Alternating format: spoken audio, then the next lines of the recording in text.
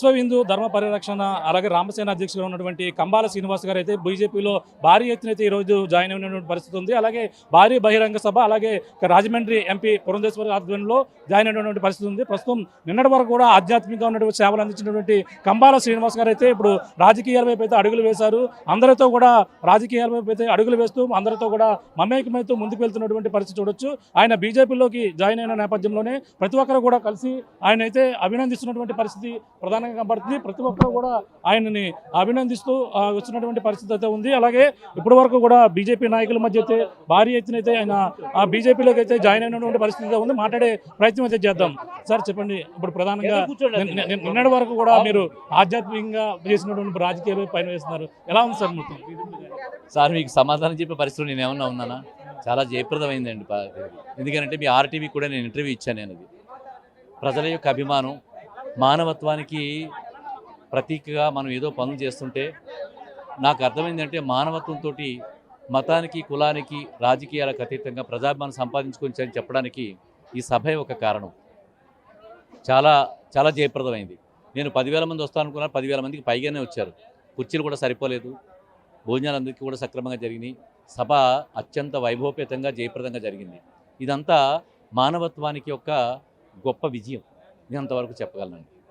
రేపు నుంచి మీరు ఇప్పుడు ఆధ్యాత్మికంగా సేవలు అందించారు, కానీ రేపు నుంచి రాజకీయాల వైపు అడుగులు వేశారు కాబట్టి ఏ విధంగా ముందుకు వెళ్తారు? పార్టీ మీకు ఎటువంటి బాధ్యత ఇచ్చే అవకాశం ఉందనుకుంటున్నారు? ఇవాళే జాయిన్ అయ్యాను, నాకు ఎటువంటి కోరికలు లేవు. అధిష్టానం ఎలా చెప్తే నేను అలా చేయడానికి నేను సిద్ధంగా ఉన్నాను. తెలియదు కదండి ఇంకా. కానీ ఒకటైతే ఉంది, రాజకీయంగా ఎన్నో రకాల దుర్వినియోగం జరుగుతుంది. ముఖ్యంగా నా ఉద్దేశం ఏంటంటే భారతీయ జనతా పార్టీకి సంబంధించిన సెంట్రల్ గవర్నమెంట్ నుంచి ఎన్నో రకాల నిధులు వస్తున్నాయి. ఆ నిధులు ఎవరు ఎలా ఇస్తున్నారు, ఎంతెంత గొప్ప నిధులు ఇస్తారు, వాటిని ప్రజల్లోకి ప్రింట్ మీడియా ద్వారా, ఎలక్ట్రానిక్ మీడియా ద్వారా అందరికీ తెలియజేయడానికే నేను చాలా ప్రయత్నం చేస్తాను, విస్తృత ప్రచారం చేస్తాను. నరేంద్ర మోడీ గారి దగ్గర సెంట్రల్ గవర్నమెంట్ నుంచి ఎన్ని నిధులు వస్తున్నాయి, ఆ నిధులు ఎలా ప్రజలకి ఉపయోగింపబడుతున్నాయి, దాన్ని బహుళ ప్రాచుర్యం తీసుకెళ్ళడానికి నా వంతు 100% కృషి చేయడానికి ప్రయత్నిస్తాను. అదేవిధంగా వారి యొక్క ఆదేశాలు ఎలా ఉంటాయో తెలియదు, వాటి కోసం వెయిట్ చేస్తూ నేను కూడా అంటే ప్రజలకు చాలా సమస్యలు ఉంటాయి. ఇదివరకు నేను విశ్వ హిందూ ధర్మ పరిరక్షణ రామసేన అధ్యక్షుడిగా నేను దాని గురించి నేను ఇంతవరకే చేయగలని చెప్తాను. ఇప్పుడు అలా కాదు, ఏ సమస్యనైనా ఎదుర్కోవాలి, దాన్ని అధిష్టానం నీటి దృష్టికి తీసుకెళ్ళాలి, వాళ్ళ సమస్యలు తీర్చడానికి ప్రయత్నం చేయాలి. ఇలాంటి ప్రయత్నాలకి మీద నాకు ప్రతిరోజు జరుగుతూనే ఉంటాయి. ఇందులో ముఖ్యంగా మన్య ప్రాంతాల నుంచి చాలామంది ప్రజలు వచ్చారు, వాడికి ఎన్నో రకాల సమస్యలు ఉన్నాయి, వారికి ఎన్నో రకాల ఆశలు ఉన్నాయి. వాటన్నిటికీ కూడా నా దగ్గరికి వస్తుంటారు. నా ప్రయత్నం చేయక తప్పదు.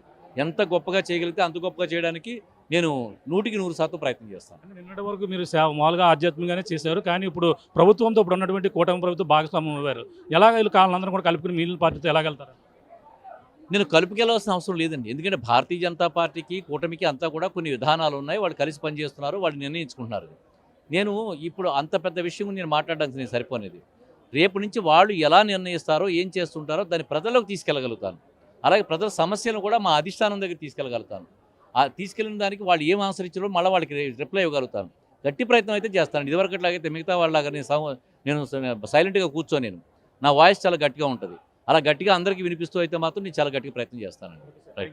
చూస్తున్నాం, ఇది పరిస్థితి. కనీవిని ఎరిగిన రీతిలో భారీగా అయితే ఇక్కడ చేరికలు అయితే బీజేపీలో అయితే జాయిన్ అయ్యారు. అలాగే ఆయన కంబాల శ్రీనివాస్ గారు నిన్నటి వరకు ఆధ్యాత్మిక అడుగులు వేసినటువంటి ఆయన అయితే ఇప్పుడు ప్రస్తుతం రాజకీయాల వైపు అయితే అడుగులు వేస్తూ బీజేపీలో భారీ ఎత్తున అయితే జాయిన్ అయినటువంటి పరిస్థితి ఉంది. అలాగే ఆయనతో పాటు ఆయన అనుచరులతో పాటు అనుచర బృందం భారీ ఎత్తున అయితే ఇక్కడ గోకవరం, అలాగే ఏదైతే జగ్గంపేటకు సంబంధించినటువంటి అలాగే రాజనగరం, రాపచోడవరం మొత్తం 3 నియోజకవర్గాలకు సంబంధించినటువంటి కార్యకర్తలతో బీజేపీలో జాయిన్ అయ్యారు. పార్టీ ఏదైతే అధిష్టానం చేస్తుందో ఆ నిర్ణయం పైకి నడుచుకుంటాను, అలాగే ప్రజల సమస్యలపై నిరంతరం పోరాడతానంటే అలాగే కంబాల శ్రీనివాస్ గారు చెప్తున్న పరిస్థితి ప్రధానంగా ఉందని చెప్పాలి. ఇది తాజా పరిస్థితి.